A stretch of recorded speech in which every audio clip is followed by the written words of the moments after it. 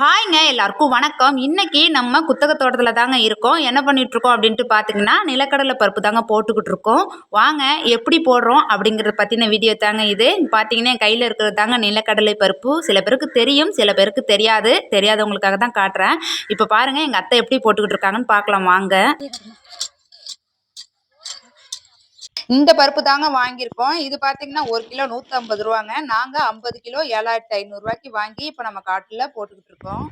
இந்த காட்டுல தாங்க இப்ப கல்ல போட்டுக்கிட்டு இருக்காங்க. இது பாத்தீங்கன்னா 1 ஏக்கருக்கும் கொஞ்சம் கம்மியான காடு தான். அந்த காட்டுல தான் இப்ப நாங்க 50 கிலோ போட்டிருக்கோம். 50 கிலோ இந்த காடு ஃபுல்லாவே வந்துருச்சுங்க. ஆல்ரெடி இந்த காட்டை பத்தி நான் ஏற்கனவே ஒரு வீடியோ போட்டிருக்கேன். பார்க்காதவங்க இங்க மேல ஐகான்ல லிங்க் தரேன். மறக்காம இந்த வீடியோ பார்த்துட்டு அப்புறம் அந்த வீடியோ பாருங்க. அப்பதான் உங்களுக்கு குத்தக தோட்டத்து வீடியோ புரியும். நாங்க எங்க ஊர்லலாம் இந்த மாதிரி முறையில தாங்க பருப்பு போடுவோம். ஒரு கொத்துக்கு ஒரு பருப்பு அப்படின்ட்டு போடுவோம். அது மட்டும் இல்லாம அவங்க போடுற மாதிரி இடைவெளி விட்டு விட்டு போடணுங்க. அப்பதான் வந்து பருப்போட விழுதுகள் நல்லா கீழே இறங்கி கடலை பிடிக்கும் அப்படின்ட்டு சொல்லுவாங்க.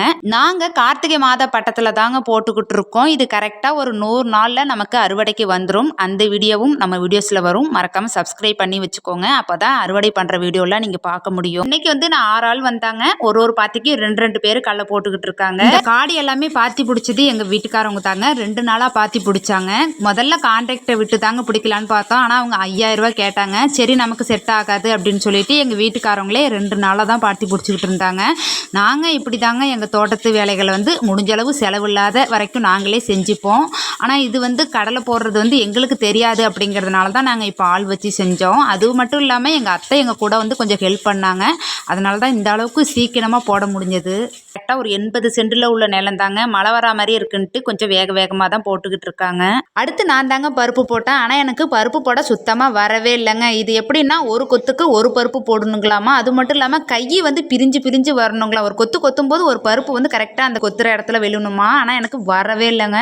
எங்கள் அத்தையும் சொல்லி கொடுத்தாங்க. எப்படியோ அவங்க செய்கிறத பார்த்துட்டு நானும் கொஞ்சம் கொஞ்சமாக போட கற்றுக்கிட்டேன். ஆனால் வந்து இது ரொம்ப கஷ்டமான வேலைங்க என்னை பொறுத்த வரைக்கும். ஏன்னா என்னால் போடவே முடியல. பயங்கரமாக முதுகு வலி ஆரம்பிச்சிருச்சு. முடிஞ்ச அளவு எங்கள் அத்தை போகிறத பார்த்து கொஞ்சம் ஒரு பாத்திக்கு தான் போட்டேன் உண்மையை சொல்லணும்னா. ஏன்னா அந்த அளவுக்கு ரொம்ப கஷ்டமான வேலைங்க. நம்ம விவசாயம் அப்படின்ட்டு ஈஸியாக சொல்கிறோம். ஆனால் ஒரு விவசாயி வந்து அதை விதைச்சி அதை அறுவடைக்கு கொண்டுட்டு வரத்துக்குள்ளே எவ்வளோ கஷ்டப்படுறாங்க அப்படின்ட்டு நான் பக்கத்தில் இருந்து அதை பார்த்து செய்யும்போது தான் அதோட கஷ்டமே எனக்கு தெரியுது.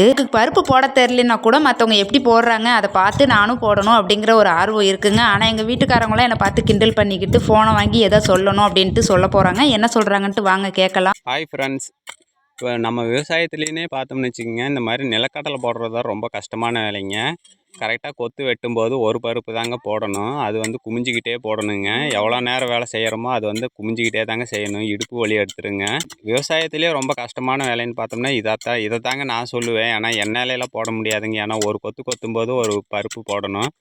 அது வந்து நம்ம கையிலேருந்து பருப்பு கரெக்டாக பிரித்து ஒரு பருப்பு மட்டும் கரெக்டாக வரணுங்க. ஒரு கொத்தும் கரெக்டாக கொத்தணும். அது வந்து ரொம்பவே சேலஞ்சான விஷயந்தாங்க. ஆனால் பாருங்கள் எங்கள் அம்மா எப்படி அழகாக போட்டுக்கிட்டு இருக்கிறாங்கன்னு. எங்கள் வீட்டுக்காரம்மா பாருங்கள் எவ்வளோ தெளிவாக போட தெரியாமல் முழிச்சிக்கிட்டு இருக்கு பாருங்க. இது ஒரு பருப்பு எடுத்து ஒரு கொத்துக்கு ஒரு பருப்பு போடணும்னு சொல்கிறாங்க. ஆனால் எனக்கு தெரியலங்க. எங்கள் அத்தை பார்த்தீங்கன்னா பாருங்கள் அங்கே போயிட்டாங்க. நான் இப்போ தான் இங்கேயே போயிட்டுருக்கேன். ஏன்னா புதுசாக போகிறதுனால தெரியல. நம்மளும் கற்றுக்கலாம். அங்கே பாருங்கள் எங்கள் அத்தை எப்படி போட்டுட்ருக்காங்க பாருங்கள். ஆனால் எங்கள் வீட்டுக்காரம்மாவுக்கு வந்து பருப்பு வந்து சரியாக வந்து பிரிக்கவே தெரியலைங்க. அவங்களால பிரித்து போட முடியல. சரி இதுதான் ஃபஸ்ட் டைம், அதனால நீ அடுத்தடுத்து அவங்க போட்டு பழகும்போது பழகிடுவாங்க அப்படின்ட்டு ஒரு நம்பிக்கை இருக்குங்க. சரி போட்டு பழகட்டு அப்படின்ட்டு விட்டாச்சுங்க. கஷ்டமான வேலை. ஆனால் ரொம்பவுமே கஷ்டமான வேலை தாங்க. இது வந்து நம்ம வேலைன்னு தொடங்கும் போது இருந்து குமிஞ்சிக்கிட்டே தாங்க செய்யணும். கை கால் எல்லாமே வேலை செய்யணும். பாருங்கள் எவ்வளோ கஷ்டப்பட்டு போட்டுக்கிட்டு இருக்காங்கன்ட்டு. பாருங்கள் இப்படி தாங்க ஒவ்வொரு கொத்தி ஒவ்வொரு பருப்பாக போட்டு தாங்க நாங்கள் வந்து இந்த பாருங்கள் அங்கேருந்து இவ்வளோ தூரமாக நாங்கள் இப்படி தாங்க போட்டிருக்கோம். ஃபுல்லாக அங்கேருந்து இவ்வளோ தூரம் நாங்கள் இப்படி தாங்க போட்டு இவ்வளோ தூரம் வந்துட்டோங்க. இன்னும் கொஞ்சம் தாங்க இருக்குது. அதே எல்லாமே இப்போ போட்டு முடிச்சிருவாங்க. பாருங்கள் எவ்வளோ கஷ்டமான வேலைன்ட்டு. இது ஃபுல்லாக பார்த்தீங்கன்னா நாங்கள் அடியோரம் கொடுத்துருக்கோங்க. 20க்கு 20 போட்டிருக்குறோம் அடியோரம். அது வந்து மூட்டை 1400 ரூபா வருதுங்க. அது போட்டிருக்குறோம். இனி அடுத்து தான் வந்து நாளைக்கு தாங்க தண்ணி எடுத்து விடணும். இது பார்த்தீங்கன்னா எங்கள் அத்தை பெரியம்மா ஆத்தா எல்லாருமே வந்துட்டாங்க கடலப்பருப்பு போடுறதுக்காக. அதனால எங்களுக்கு வந்து ரொம்ப சந்தோஷங்க. எல்லாமே எங்கள் சொந்தக்காரவங்க தான் வந்து போட்டு கொடுக்குறாங்க எங்களுக்காக. ரொம்ப சந்தோஷங்க. எங்கள் சித்தி பெரியம்மா அம்மா எல்லாருமே எங்களுக்காக ஹெல்ப் பண்ணுறதுக்கு வந்திருக்காங்க. பாருங்கள் எங்கள் வீட்டுக்காரம்மா எப்படி திணறிக்கிட்டு இருக்குன்ட்டு. இது தாங்க நாளைக்கு கலப்பருப்பு போட வேலைக்கு கூப்பிட்றாங்க. சரி இப்போ மாமியார் மருமகளும் கலப்பருப்பு போட நாளைக்கு வேலைக்கு போகிறோம் அப்படின்ட்டு இருக்கிறாங்க. கண்டிப்பாக இந்த மாதிரி போட்டாங்கன்னா தோட்டத்துக்காரவங்க வந்து சரிம்மா நீ கலப்பருப்பு போட்டதுக்கு இன்னொரு ஆள் வச்சுக்கிறான், நீ கம்முன்னு வீட்டுக்கு போமா அப்படின்ட்டுருவாங்க. ஏன்னா இந்த மாதிரிலாம் வந்து விட மாட்டாங்க. நம்ம சொந்த தோட்டமா இருக்கிறதுனால எப்படியா எந்த வேலையுமே நம்ம சொந்த இதில் வந்து பழகிக்கணுங்க. வேலைக்கு போய் நம்ம பழக முடியாதுங்க. நம்ம சொந்த தோட்டங்கிறதுனால இப்போ பிரச்சனை இல்லாமல் பழகிக்கலாம். நம்மளுதுன்னா பிரச்சனை இல்லை, தப்பு வந்தாலும் அடுத்து திருத்திக்கலாங்க. ஆனால் வேலைக்கு போகிற பக்கம்லாம் தப்பு வந்துச்சுன்னா ஒத்துக்க மாட்டாங்க. ஒவ்வொரு ஊர்லேயும் ஒவ்வொரு மாதிரியாக பருப்பு போடுவாங்க. ஆனால் நாங்கள் பார்த்தீங்கன்னா இந்த மாதிரி தாங்க பருப்பு போடுறோம். சில ஊர்லலாம் பார்த்தீங்கன்னா மிஷினில் கூட பருப்பு போடுறாங்க. ஆனால் அப்படி பருப்பு போடும்போது அது சொட்டி நீரில் தாங்க போட முடியும். இந்த மாதிரி பாத்தி கட்டி தண்ணி விட்டுலாம் போட முடியாது. நாங்கள் எப்போதுமே மிஷின்லலாம் பருப்பு போட மாட்டோங்க. இந்த மாதிரி பாத்தி பிடிச்சி தான் எங்கள் அத்தை மாமா போட்டுக்கிட்டு இருந்தாங்க. இப்போ நாங்களும் அந்த முறையில் தாங்க பருப்பு போட்டுக்கிட்டு இருக்கோம். இந்த மாதிரி யாரெல்லாம் வேலை செஞ்சுருக்கீங்க அப்படின்ட்டு மறக்காமல் கமெண்ட்ஸில் சொல்லுங்கள், நானும் தெரிஞ்சுக்கிறேன். ஏன்னா எனக்கு இது புது அனுபவங்க. நான் இந்த மாதிரி வேலையெல்லாம் செஞ்சதில்லை, இன்றைக்கி தான் செஞ்சு பழகிக்கிட்டேன். அது மட்டும் இல்லாமல் இவங்க கூடலாம் சேர்ந்து செய்கிறது ரொம்ப ஜாலியாக இருக்குங்க. இப்போ தான் தெரியுது வயக்காட்டிலலாம் போனால் இந்த மாதிரி எல்லார் கூடயும் சேர்ந்து வேலை செய்யும்போது எவ்வளோ சந்தோஷமாக இருக்கும் அப்படின்ட்டு.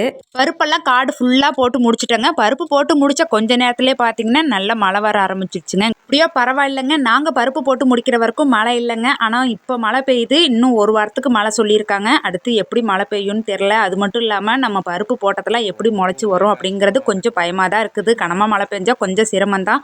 பார்க்கலாங்க, நம்ம நேரம் எப்படி இருக்குன்ட்டு தெரில, வெயிட் பண்ணி தான் பார்க்க முடியும். இந்த வீடியோ அவ்வளோதாங்க. வீடியோ பிடிச்சிருந்துச்சுன்னா மறக்காமல் வீடியோக்கு ஒரு லைக் பண்ணுங்கள். சப்ஸ்கிரைப் பண்ணாத நண்பர்கள் நம்ம சேனலை மறக்காமல் சப்ஸ்கிரைப் பண்ணிக்கோங்க. அப்படியே பக்கத்தில் இருக்கிற பெல் பட்டனை கிளிக் பண்ணி ஆளுங்கிற ஆப்ஷன் கொடுங்க. அப்போ தான் நான் போடுற வீடியோஸ் எல்லாமே உங்களுக்கு மெசேஜில் வரும். நீங்களும் நம்மளோட வீடியோவை உடனே பார்த்துக்கலாம். இவ்வளோ நேரம் என்னோட வீடியோ பார்த்ததுக்கு தேங்க்ஸ் ஃபார் வாட்சிங்.